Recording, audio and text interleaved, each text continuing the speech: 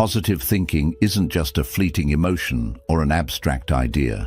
It's a powerful force that shapes the way we view the world, the way we interact with challenges, and most importantly, the way we move toward our goals. Imagine waking up every day with a mind that sees opportunities where others see obstacles. That's the essence of positive thinking. It's the ability to align your thoughts, emotions, and actions in a way that drives you forward, even in the face of adversity. But how do we cultivate this mindset? How do we ensure our thoughts empower us rather than hold us back? That's where the teachings of Buddhism offer profound guidance. Buddhism isn't just a religion, it's a philosophy of life rooted in principles that have stood the test of time. These teachings provide practical, timeless techniques to transform the way we think and ultimately how we achieve our goals. In this video, we'll explore 7 powerful Buddhist techniques designed to unlock the full potential of positive thinking. These aren't abstract concepts. They're actionable steps you can take today to rewire your mind, eliminate negativity, and focus on what truly matters. Whether you're aiming for personal growth, professional success, or inner peace, these techniques can serve as a guiding light. So let's embark on this transformative journey together. Lesson 1. Shift your perspective. Does life throw challenges at us? Boom! You set your goals, you make your plans, and then things start to fall apart, and suddenly it's something else altogether. What if I were to tell you these are not roadblocks? What if they aren't stepping stones but stepping stones? In Buddhism, there's a powerful teaching that says, it's not your suffering who is your enemy, it's a teacher. Well, think about that for a second. Our very struggles could actually be the ones that make us stronger, wiser, and more equipped to handle the randomness of that life. All comes down to your perspective of your situation. When a problem occurs, the automatic response is to think, why is this happening to me? Suppose you changed your thought to that. Rather than considering the problem as an issue, try to ask yourself, what is this trying to teach me? This mindset shift will change everything. All of a sudden, it's not a problem, it's an opportunity for growth. Suppose you are climbing a mountain. Both every rock, every steep incline, and every storm you must endure on your way up are tests. They could be seen as causes to give up, or they could be seen as what makes the climb worthwhile. The benefits of the challenge are that without them, you wouldn't have had the triumph at the top. The way of life that Buddhism teaches us is that life works this way. Mindful reframing is a way that you can train yourself to start shifting your perspective. When something goes wrong, pause for a moment. Take a deep breath. Consciously look for the silver lining then. Very few people fail at everything, and I have failed at something. Instead of wandering into a black hole of negative thoughts, ask yourself, what did I learn from, and how can I improve? So many challenges had to be faced by Buddha himself. He gave up his royal life and lived years of hardship and shunned moments of extreme doubt. Each of those experiences, however, taught him something invaluable, eventually leading to enlightenment. His journey wasn't easy, but of what he gleaned from that journey, it was meaningful. As you begin to view challenges as opportunities, you begin to become a resilient individual. You relax your hold on fear of failure and open yourself to growth. The best part? It's contagious, and here's why. After you've started to think this way, you'll find positivity will come pouring into every aspect of your life. You won't fall anymore. They'll build you. So the next time life throws a curveball at you, remember, it's completely up to you how you choose to view it. Or you can let it destroy you, or let it change you. When you change perspective, you'll be surprised how the world changes with you. Lesson 2. The practice of mindful speech. Have you ever reflected on the words you speak every day? Not only what you say out loud, but also what you whisper to yourself in your mind. We don't realize just how powerful words are. They bring into image how we envision ourselves, in the way we have chosen to express ourselves, how the process goes in order to achieve goals, and how other people will perceive us. In Buddhism, there's a principle of right speech that advises us to use our words consciously, kindly, and with intention. That is not just about being polite or not using harsh language. It's deeper than that. What right speech is about is recognizing how remarkable the power of words is in our mind and around us. Think about it. When you tell yourself, "I can't do this," or "I'm not good enough," you're sowing seeds of doubt into your mind every single time. Whatever seeds you plant will grow just like a garden. Now let's flip that around. What if you could talk to yourself, encouraging yourself on the way? Instead of, "This is too hard," you say, "I'll figure it out." "You're not smart enough." Instead of, "I'm not smart enough, I can learn." Even these tiny words can change your mindset with time. This doesn't mean you are ignoring reality or pretending everything is perfect. Instead, it's about choosing to position yourself and your thoughts and words in such a way that allows you to feel empowered. When you speak what you are in your values and goals, you build a solid foundation of self-belief that nothing can shake. Let's link this into your goals.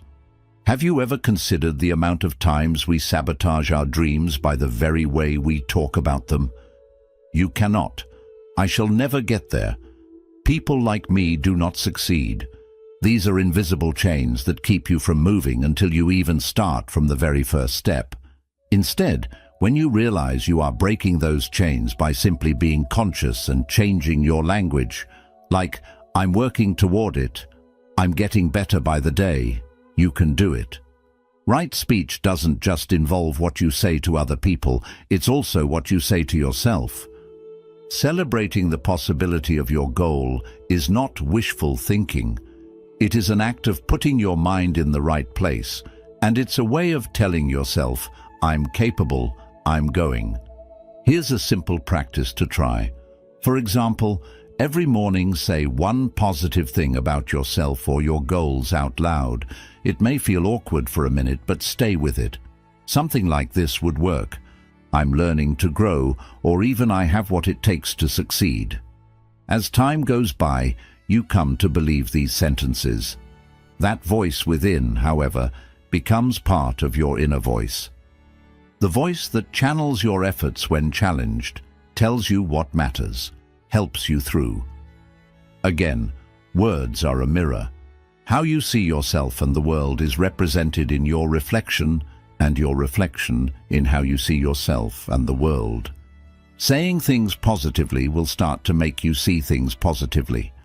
Mindful speech isn't simply about talking, it's about making a reality that feels like your goals are attainable and that your journey has purpose. Lesson 3. Focus on the present moment. We often find ourselves trapped in two places that don't really exist, the past and the future.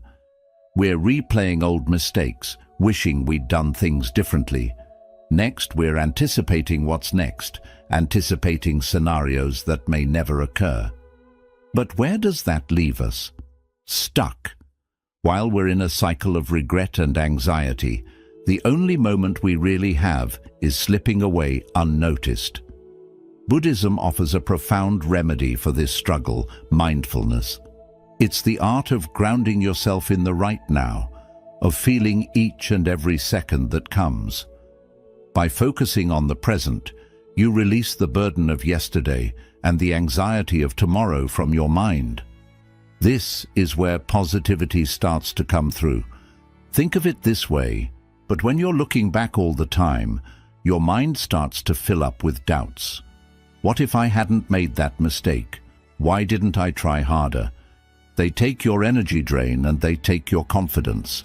Instead, worrying about the future, I might fail or I am not good enough, can be quite fearful. All together, working together, These doubts and fears create a mental prison of fear where you do not accomplish your goals. Being present gets you out of that prison.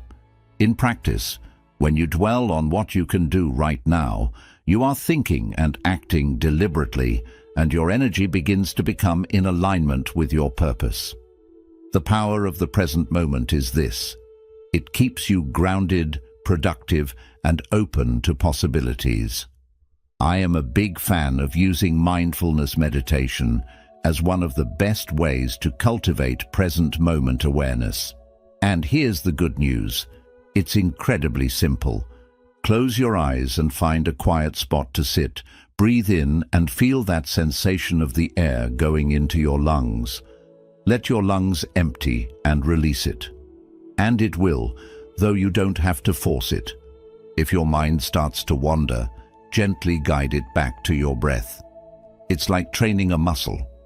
First, your mind will fight back, pulling you right into bad memories or future concerns. However, the ability to stay present does strengthen with time. With mindfulness, you'll begin to notice things like a bird chirping, the warmth of the sun, and the way your body feels at ease. And these small moments of awareness create a very strong foundation for positivity. It doesn't mean you're not present because you're not ignoring what's happening right now, or because you're not planning for the future. You mean you don't allow them to control you. The future holds opportunities, the past holds lessons. But in what are you focusing on right now? When you choose to let go of things you don't need to focus on in the present moment, you free yourself from too much.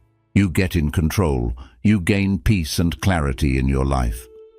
So with clarity comes positivity, which makes you positive and pushes you forward, fueled with purpose. If that's the case, take a deep breath. Let go of that which you cannot change, and simply trust that your presence in this moment is enough. Embracing the now lets you tap a strength in yourself. Nothing can rattle. Welcome to the first step of your journey, one mindful step with the other. Lesson 4. The power of visualization. Picture this: well, you've done your biggest goal. You may feel joy and pride, perhaps even a sense of accomplishment. It feels like you see yourself standing right here in that moment of your success, so fulfilled. But listen to this. The act of visualizing your success is nothing more than a feel-good exercise. But listen to this. I call this a powerful mental tool that can lead you on the way to actualizing that vision. This is the crux of visualization and harmonizes wonderfully with Buddhist meditative practice. Meditation is not simply about resitting or clearing your mind in Buddhism. It is about directing your mind with a purpose. Visualization operates on the same principle. Instead of doing breathwork or a mantra, you have a rich, vivid image in the mind about the life you want to live. Intentional practice activates the tremendous potential of your mind to have your thoughts and do things in a way that furthers your goals. Why visualization is so effective is because it uses your brain. There are studies that show that if you spend some time imagining yourself performing an action, your brain will fire in much the same way it does when you're actually performing the action. What this means is that every time you visualize success, you are mentally rehearsing for the real thing.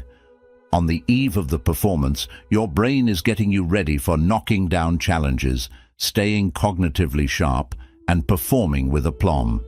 Imagine a lousy situation that you're facing in your life, an important exam, a presentation, or a personal one, like going for that race.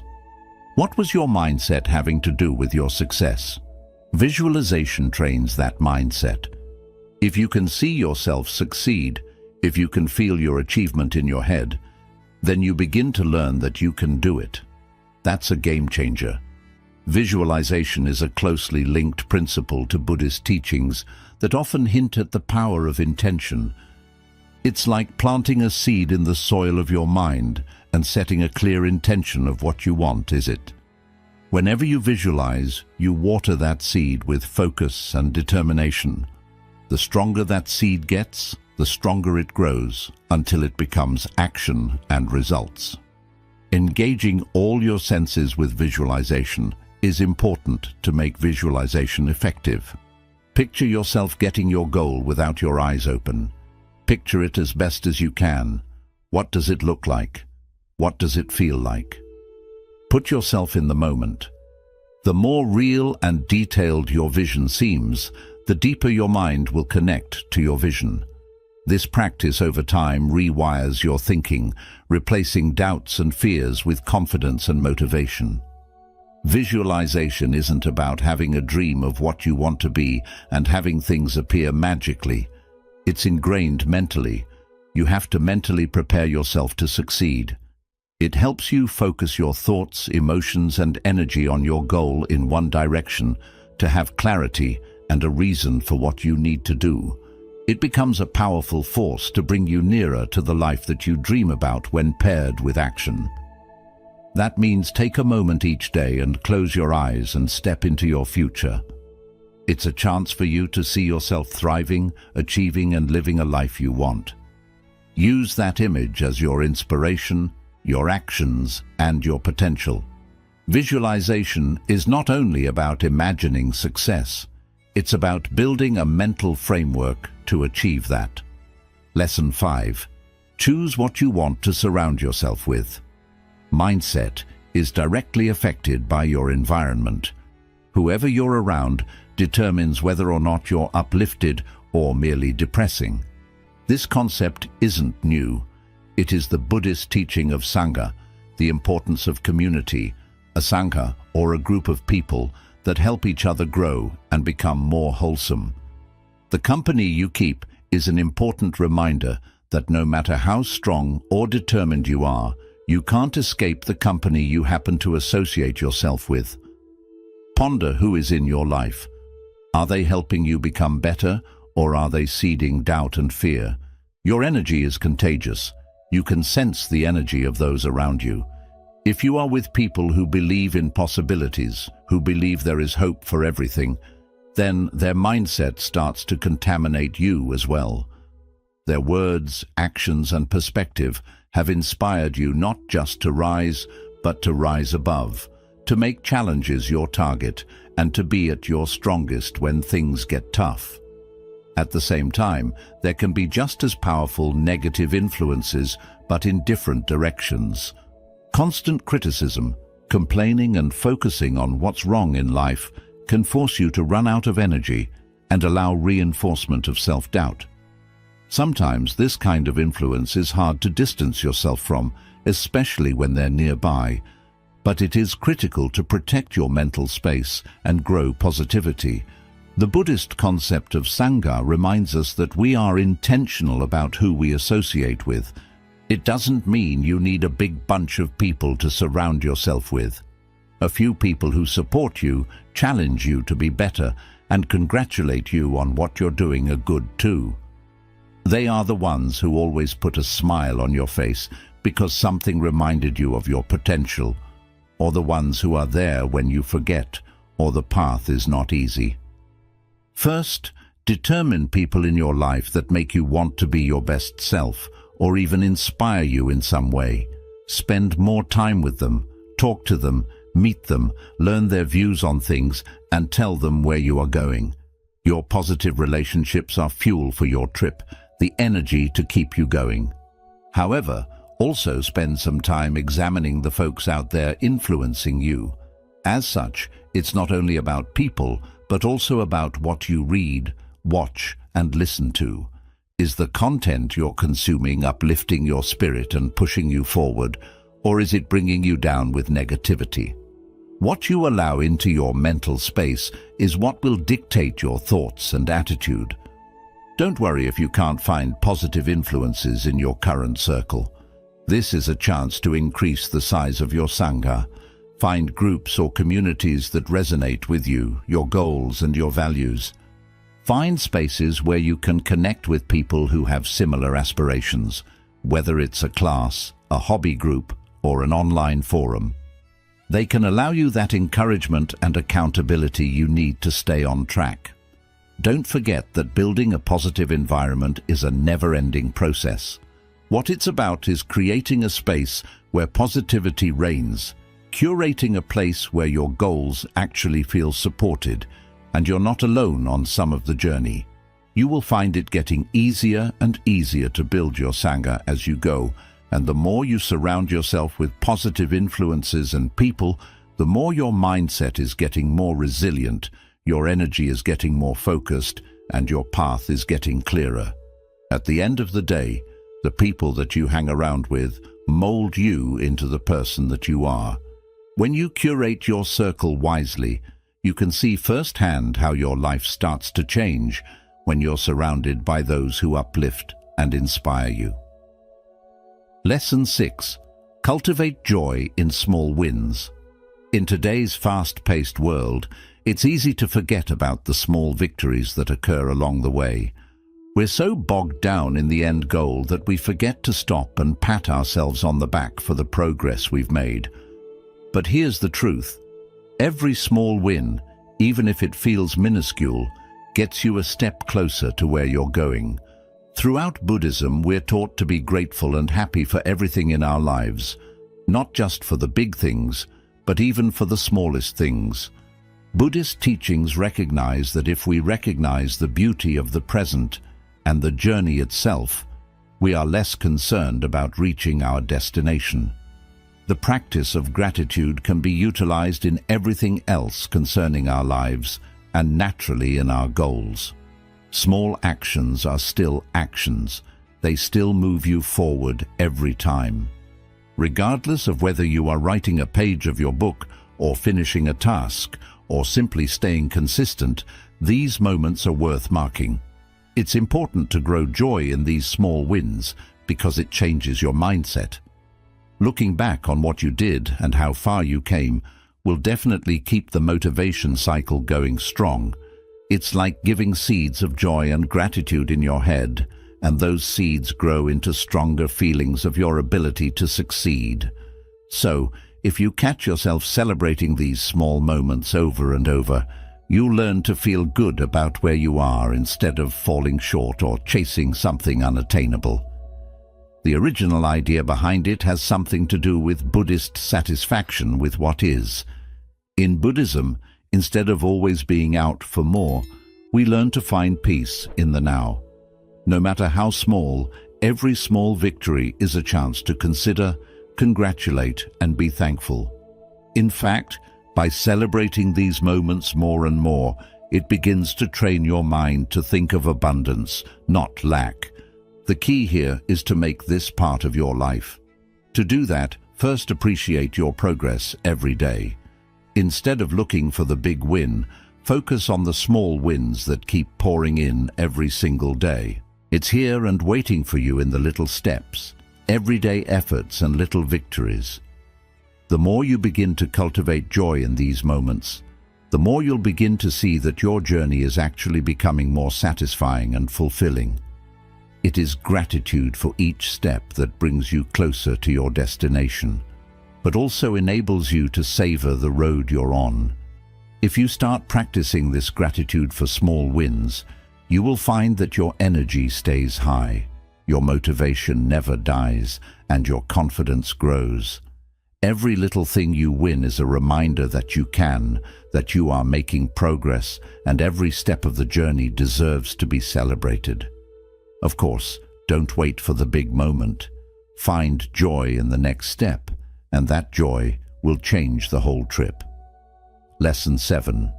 Embrace the concept of detachment. Losing control of the things you couldn't control is one of the most liberating lessons in life. Detachment is the essence of it, a principle of great Buddhist power. Let go of outcomes and concentrate on the process. It might sound counterintuitive, the opposite of how we're generally taught to react. Hang on to our dreams and work to make these dreams come true. Detaching doesn't mean that you give up your goals. This means to approach them in a clear, balanced, and free of unnecessary stress way. If you hold on too tightly to a certain outcome, Your happiness depends on achieving it. Everything can fall apart if things don't go as expected. Frustration, worry, sadness, and this attachment to results turn into a cycle of heavy stress, negative thoughts, and feeling drained under all this negativity. On the other side, detachment allows you to give your best without being pulled down by fear of failure or being overly stuck on success. One of the first lessons in Buddhism is that suffering often comes from clinging to people, things, or expectations. Detachment never means being uncaring, which many misunderstand. It's the awareness that you cannot control everything and that life is always changing. If you accept this, you free yourself from the belief that things must only happen in one way to be good. Detachment does not mean you don't care or lack passion for your goals. It means you don't get lost in the what-ifs and instead shift your focus away from the unknown, bringing it back to the process, the actions you take today, and the effort you put in. The truth is, when you let go of the need for a certain outcome, you become open to other possibilities you may not have imagined.